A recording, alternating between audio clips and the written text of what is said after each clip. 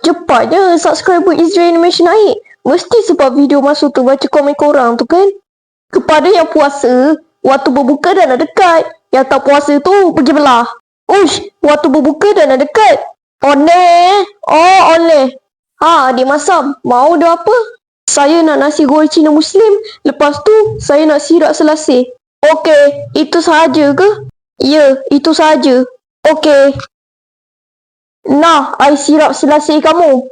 Okey, terima kasih. Ush, nampak sedap air ni. Allahu Akbar, Allahu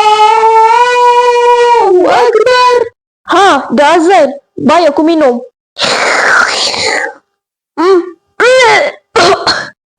Apa yang busuk sangat air ni? Dek, kenapa ni? Ni apa sah sirap selasih ni rasa busuk? Ha, busuk? Jap, bagi saya tengok. Ini bukan selasih. Ini telur katak. Anak saya ni suka sangat main katak. Sorry, Dek. Dek.